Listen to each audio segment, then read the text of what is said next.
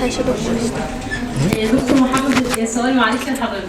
دلوقتي حضرتك قلت البروبوزل مهمه جدا جدا جدا جدا، وفعلا هي اكتر حاجه بتوقعنا. اول 1 بيج، بعد كده عملناها 2. فقول لنا حضرتك والانترودكشن اكتب بس الموضوع اتكلم عليه. مثلا يعني انا عندي ديزيز معين هستخدم كيميكال معين من بلاد معين، فانا اعمل انترودكشن كبيره عنه، ولا يعني اخليني سيمبل قوي وبعد كده اعمل الموديفيشن بتاعي؟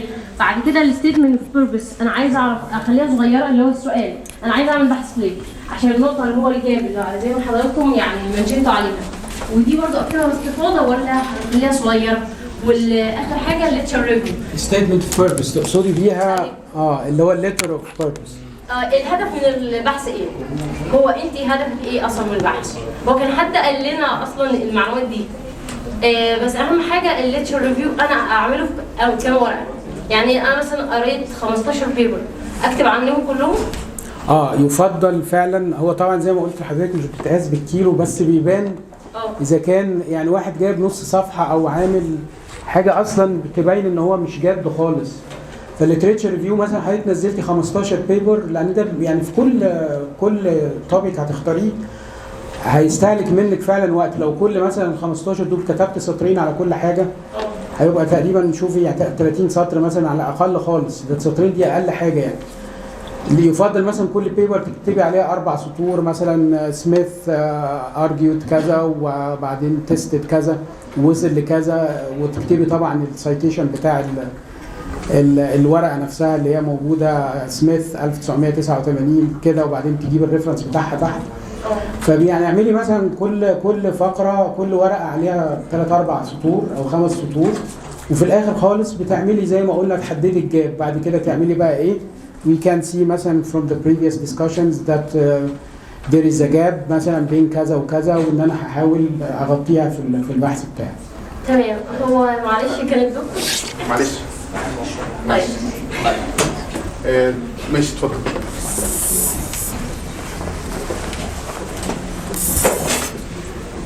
انا اسمي احمد انتبيشن. بسال دكتور محمد، بس التوب كلها كانت عن البي اتش دي والماستر، ما كانش فيه حاجات موضحه قوي عن الاندر جراديوت بروجرام.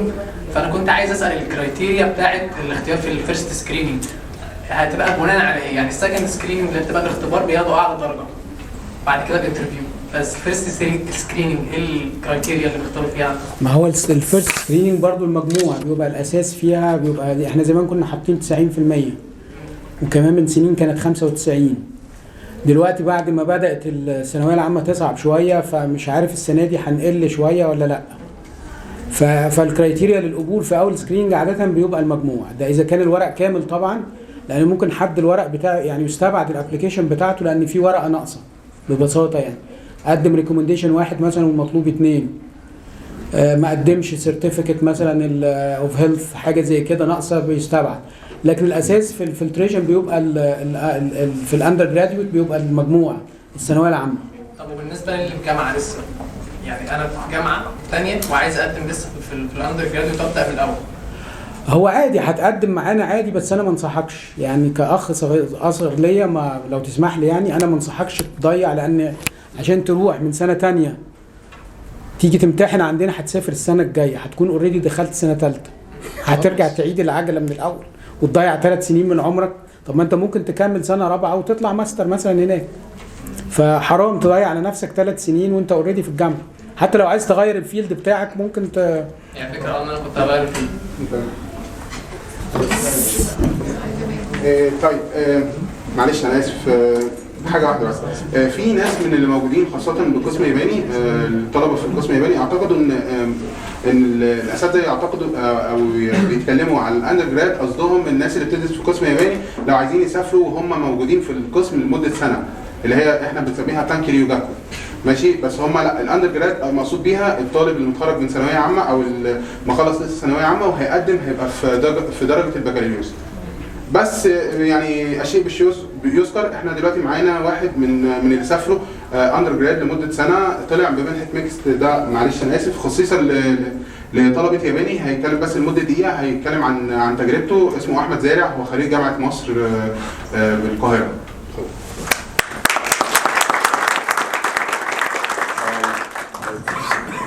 شكرا يا كريم سان.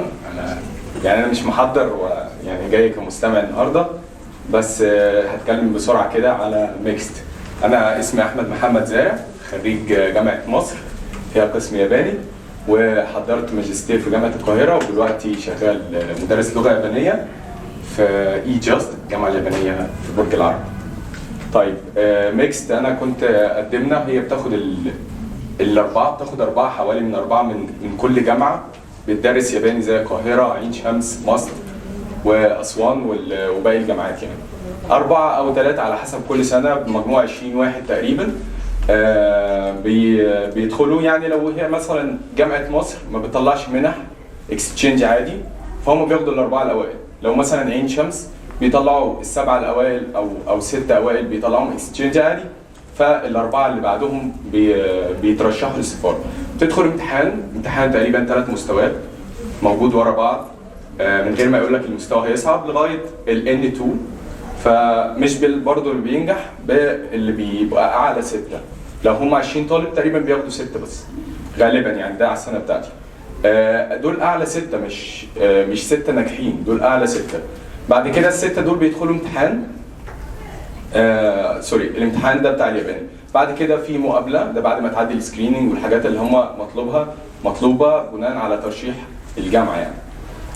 بعد كده بتدخل مقابله شخصيه. الستة دول المفروض بقى ان هم بينجح منهم 3 بس، بيبقى في يعني مستشارين من السفاره، واحد بس مصري تقريبا، استاذ حسن صن برضه هو المصري. الباقي كلهم يابانيين. بيسالوك لو انت ولد او بنت انت هتعرف تعيش بقى في اليابان ازاي، هتعمل ايه، برضه زي ما قالوا انت هتفيد مصر بايه وهتفيد اليابان بايه، وبعد ما كده بعد ما ترجع هتفيد مصر بايه، وبرضه عايز تبقى ايه في اليابان في المستقبل. هيشوف انت عايز تبقى حد يفيد مصر واليابان، يبقى زي كوبري بين مصر واليابان يوطد العلاقات، ولا انت عايز تروح تاخد ال 12 مان اللي هم بيديهم كل شهر وتشوف اليابان وتتفسح بس وترجع. فهو برضو بيشوف انك انت عندك نظرة مستقبلية ولا اي حد برضو بيلعب. الستة دول بيتقبل منهم 3. ال3 دول ورقهم بيروح اليابان، مش بيتقبلوا برضو، دي مش اخر حاجة. ف3 دول ورقهم بيروح اليابان. اليابان بقى يعني هي بقى اللي بتحدد برضو السنة المالية وشغل الفلوس والحاجات دي، هل عندنا ان احنا هنقدر ندعمك ولا لا، وبتبقى على حسب. في سنة بيقول لك احنا مش هناخد حد من ال3، فكل ال20 اللي تقدموا او ال25 طالب ما راح حد يشرح منهم. في سنة ممكن يقول لك انا هاخد 1 بس، في سنة ممكن يقول لك انا هاخد ال3 2. فهي بتختلف على كل سنة. دول بالنسبة للسنة الاولى. انا في السنة بتاعتي كانت 2018 2019، انا الوحيد اللي سافرت في ال20 يعني. كان معايا 2 تاني اتقبلوا وكانوا اشطر مني في اللغة اليابانية، بس انا الوحيد اللي سافرت. السنة اللي بعدي كانت نور هانسون موجود. تقريبا ال3 سافروا. جينيوس دي برضه من جينيوس ومن جامعة مصر برضه يعني، هي كانت الكوهاي بتاعتي. بس دي المراحل اللي انت بتمر بيها. بناء بيبقى على شطارتك في اللغة اليابانية. لو انت بنت، طب انت هتتعاملي ازاي؟ انت لابسة حجاب او مش لابسه حجاب، هتعرفي تعيشي مع الناس التانيين؟ انت ولد هتعرف تتعامل مع مختلف الاديان اللي هناك؟ انت مسلم هتعرف تتعامل مع الناس اللي هناك ولا مش هتعرف تتعامل؟ وبيشوفك. فدي المراحل اللي هي بتمر بيها. لو في اي اسئله ممكن بعد المحاضره اسال، يعني الاسئله التفاصيل برضو لو حد محتاج حاجه عشان وقت المحاضره. شكرا جدا. شكرا جزيلا يا احمد زرع سان. الكلام ده كان موجه خصيصا لطلاب اقسام اللغه اليابانيه الموجودين في الجامعات المصريه المختلفه. هنستمر في الاسئله. ماشي. انا اسمي حسن عبد الهادي. عندي سؤالين، واحد موجه لكل السبيكرز عامه، وواحد تاني موجه للباشمهندس بشكل خاص يعني. اول سؤال، هل المهارات اللي انت بتكتسبها في الكليه وانك تكون موجود في التيمات وكده، حتى لو اشتغلت بارت تايم وانت بتشتغل كنت بابليك سبيكر، الحاجات دي هل بتفرق في المنحه لما اجي اقدم؟ ولو بتفرق ازاي اظهرها في الابلكيشن بتاعي؟ وسؤال تاني، هل الحاجات الماسترز الخاصه بالهندسه وكده خاصه الكمبيوتر ساينس بيركزوا عليه اكتر، او ايه التفاصيل اللي بيحتاجوها يعني؟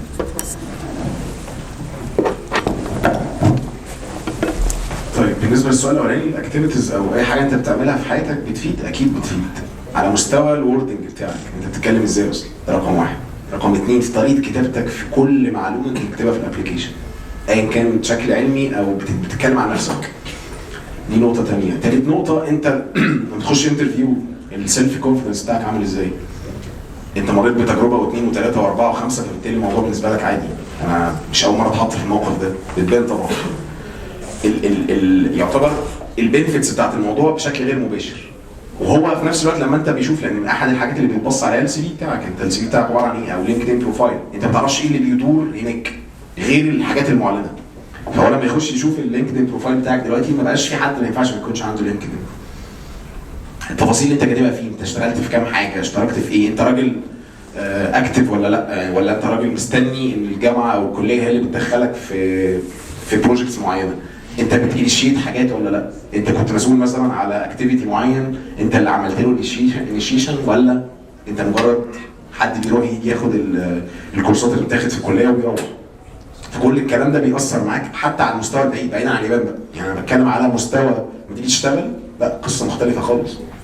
اللي انت عارفه السنين بتاعت الكليه دي كنز لكل الناس. فانت لا، على قد ما انت واخد الموضوع انا عايز اخلص وانجز، لازم تنجوي ولازم تجرب حاجات كتير. يعني انت لو ما جربتش وانت صغير، تجرب امتى؟ بعد كده الموضوع مع كمان سيستم الحياه اللي موجود في مصر او اي دوله، الحياه في العالم كله بقت صعبه على المستوى الاقتصادي وعلى كل المستويات. فبالتالي لو انت ما جربتش كل التجارب دي، هتجربها امتى؟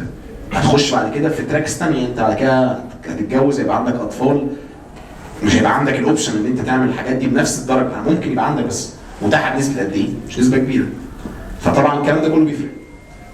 بالنسبه للسؤال الثاني، موضوع الكمبيوتر ساينس، كل المجالات موجوده في اليابان، بس كل جامعه ليها الاون زي ما بيقولوا الاستراتيجي بتاعتها. فانا بركز على ايه؟ يعني على سبيل المثال طوكيو انستيتيوت اوف تكنولوجي هو مركز قوي في الحاجات اللي علاقه بالتكنولوجي. فطبيعي طبعا الكمبيوتر ساينس. ودلوقتي العالم نفسه بيتغير. انت بتتكلم في ارتفيشال انتليجنس، بتتكلم في سستينبل ديفلوبمنت، بتتكلم في المجالات كلها اصلا داخله في بعض، في انترسكشن ما بينهم. فما فيش حاجه هتقدر تقول انه التوبيك ده او البروجكت ده او الايتم ده مش موجود في الحته دي، لا كله مسمع في بعضه طبعا. بس انت حسب التخصص برضو، الجامعه اللي انت رايحها، الانستيتيوت اللي انت رايحه مختلفين، مش كلهم زي بعض طبعا. لكن كمناقشه يعني وكتركيز على التوبيك او كده، فرق ولا التوبيك الثاني يعني؟ بص انا زي ما قلت لكم، موضوع انت لازم تدرس كل خطوه. فمن ضمن دراسه انت تدرس الدكتور اللي انت بتدرس له اصلا، هو كان بيقبل ناس من انهي تخصصات، بيقبل كام في السنه، ايه التوجهات بتاعته، ايه اخر بروجكتس اشتغل عليها. الناس بتبقى واضحه.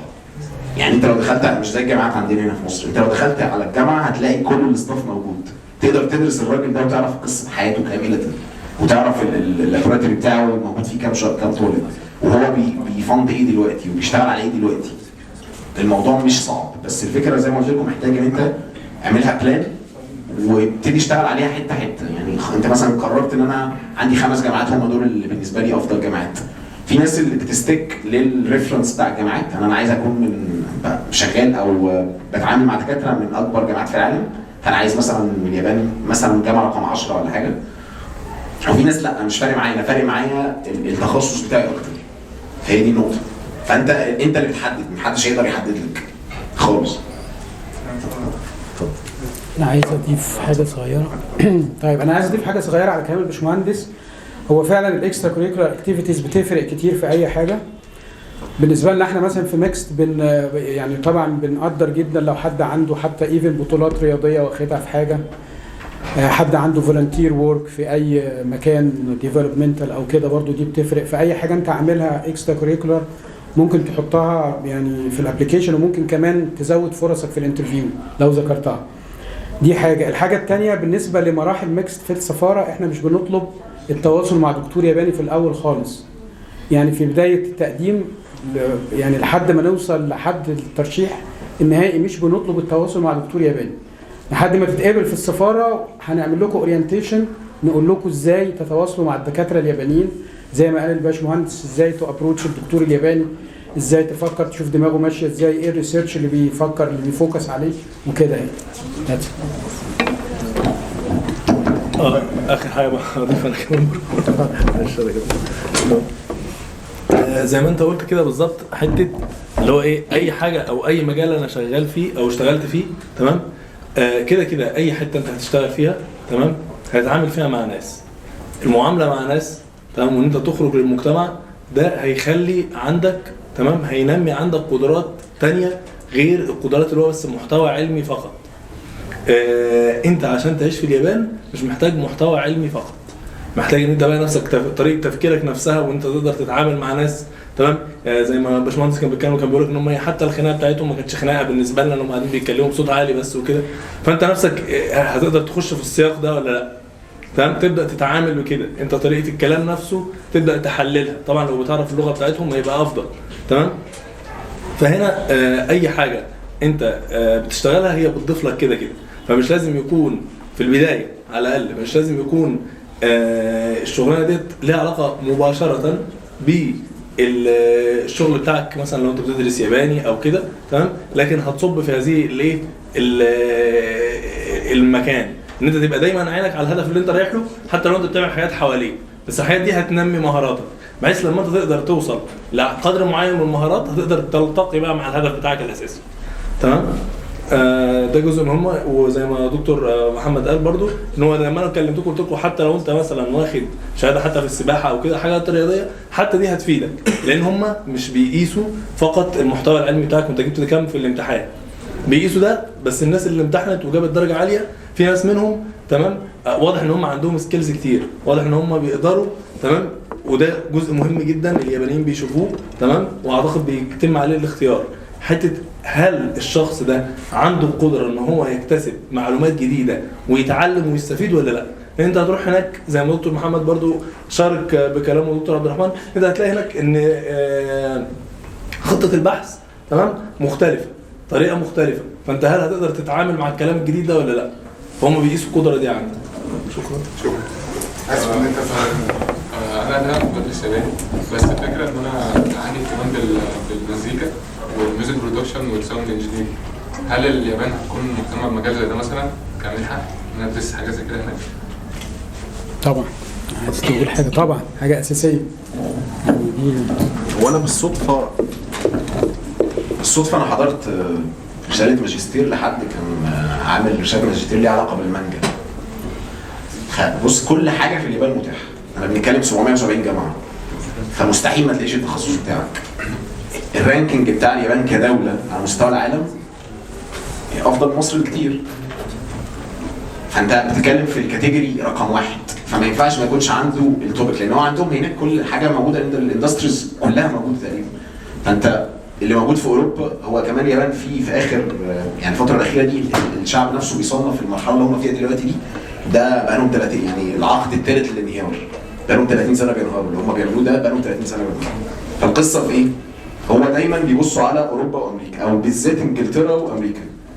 كل حاجه بتحصل هناك الاجيال الجديده، انا بتكلم على الاجيال الجديده مش بتكلم على كل حاجه بتحصل هناك، هو بيحاول يستورد ده يجيبه للبلد، فاكيد هيكون ليه، بس انا ما عنديش معلومه مباشره يعني في المجال نفسه، بس اكيد هتلاقي. انا بس هضيف حاجه بس واحده. انت لو بتفكر ان انت تعمل ماجستير ودكتوراه في التخصص ده غالبا ميكس مش هتعمل لك سبورت من هنا من مصر. لازم تسافر اليابان، يعني انت المنحه بتبقى خصيصا للتخصص بتاعك اللي انت بتدرسه في الجامعه، اللهم الا لو اتخرجت ودرست لمده سنه او سنتين في التخصص الجديد اللي انت حابب ان انت تدرس عنه في اليابان، ساعتها ممكن ان انت تقدم في سفاره اليابان هنا وتطلع ماجستير ودكتوراه على التخصص الجديد بتاعك. انما لو هي مجرد هوايه ممكن تكون دارس عنها بشكل مش محترف او يعني مع نفسك، يبقى سافر من هنا اليابان باي صوره. عايز تسافر ماجستير هتسافر على تخصص ياباني، وبعد كده هناك وانت هناك تقدر ان انت تقدم وتقدر ان انت تدرس عنه هناك، بس تخصص كتخصص طبعا موجود. مظبوط زي ما قال كريم سند بالظبط يا جماعه. يمكن انا نسيت اقول لكم على النقطه دي، عشان تقدم على ميكس لازم التخصص بتاعك يكون كلوز للدراسه الاساسيه بتاعتك. لو انا دارس بيولوجي محتاج اقدم بيولوجي او حاجه كلوز للبيولوجي. لو انا دارس ميوزك ممكن اقدم ميوزك. مفيش ليميتيشن على التخصصات اللي بنقبلها خالص، تقدر تقدم على اي تخصص بشرط حضرتك تكون متخرج من الميوزك نفسها. لكن لو هي هوايه بقى دي اعتقد زي ما قال كريم صن محتاج تشوف تراك تاني تنمي الهوايه دي. ثانك يو. كان عندي سؤال بالنسبه للريفرنس اللي انا بضيفه في البروبوزل ده. لما في الانترفيو في الجزء الاكاديمي هسأل في كل نقطه في كل ريفرنس ولا جنرال كده من كام ريفرنس منهم؟ اللي حضرتك بتقصدي ميكست ولا ايه؟ في ميكس. يعني مثلا انا دلوقتي خلاص وصلت في مرحله الانترفيو، حاطه مثلا في البروبوزل بتاعي 15 ريفرنس، فهل انا هيتم سؤالي في الديتيلز بتاعت كل ال 15 ولا نبذه عامه؟ هو مفيش اسئله خالص في يعني محدش هيجي لحضرتك في الانترفيو ويعمل لك انترفيو، يعني ده مش سيمينار. يعني هو موضوع التقييم يا جماعه بتاع البروبوزل، احنا مش بنعمل سيمينار زي الجامعه ونجيب دكاتره ونقعدك على الكرسي وقول لنا بقى عملت دي ازاي وانت بتهرج والكلام اللي بيحصل عندنا ده. احنا مش بنعمل كده خالص. هو العمليه بتبقى ريتن، يعني بناخد البروبوزل بتاع حضرتك ونشوفه. الموظفين في الكالتشر سنتر بيشوفوا هل مقبول من حيث الشكل ولا لا، يعني هل ده فعلا يدي كده بروبوزل سوليد وكويس ولا لا، وبعدين بنوديه لجنه ثانيه من الدكاتره هي اللي بتديله سكور. لكن ما حدش هيسال حضرتك فيه خالص. ايفن في الانترفيو نفسها اللي في الاخر اللي بيعمل الانترفيو المدير بتاع الكالتشر سنتر، رئيس الكالتشر سنتر ياباني، والاتاشيه اللي هو الدبلوماسي السكرتير تاني تحتيه، وحسن صن اللي هو اللي بيبقى عشان هو ياباني وكده بيترجم ياباني معاه. لكن مفيش حد هيسالك في الانترفيو انت عامله ليه.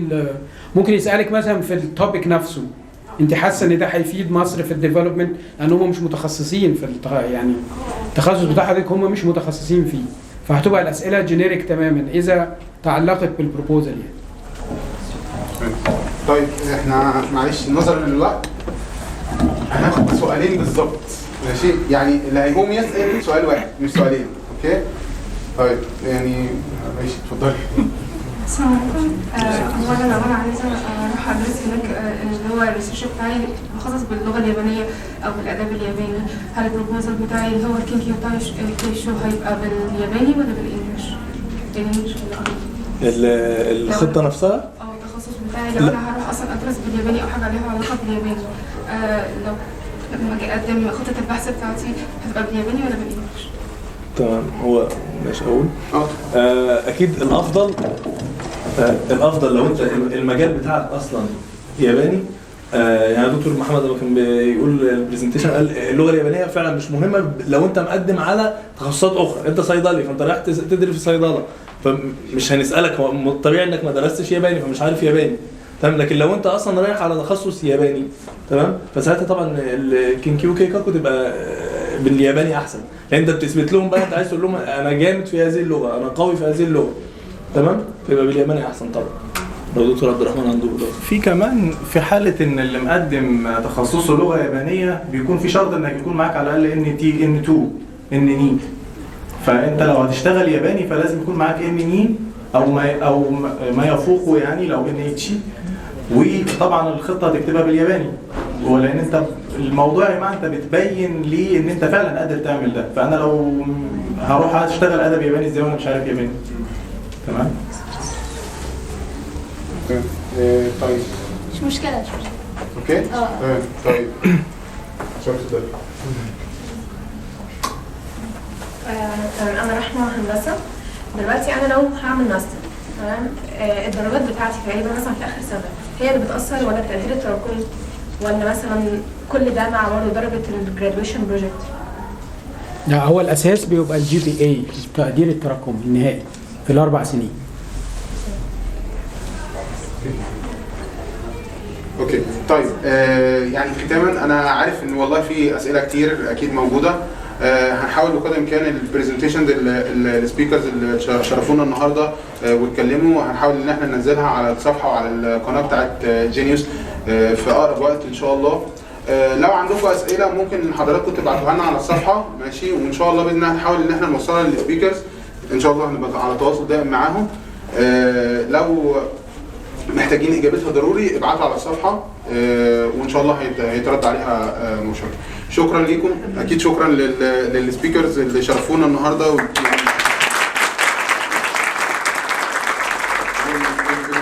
الرائعه اللي عملوها. الشكر كله موصول لمؤسسه اليابان الثقافيه على استضافتها للايفنت ده، وان شاء الله يعني هو زي ما دكتور محمد قال لكم التقديم لميكست خلاص قرب ان شاء الله، المفروض ان هو في خلال الشهر اللي جاي. هنحاول بقدر الامكان ان احنا نعمل لقاء تاني، مش عارفين فاونديشن هتستضيفنا تاني ولا لا. يعني لو عرفنا نعملها في فاونديشن هتبقى في فاونديشن، ما كانش هتبقى في مكان بره ان شاء الله نعملها، ونحاول بقدر الامكان يبقى في ناس جديده. لو حضراتكم حابين ان انتوا تحضروا تاني تمام ان شاء الله يعني. وهتلاقوا الفتره اللي جايه على الصفحه بتاعتنا، واظن في الفاونديشن وفي صفحه السفاره حاجات كتيره تخص المنح، فيا ريت ان انتوا تتابعوا الثلاث صفحات باستمرار. شكرا جزيلا ليكم واسفين للإطالة.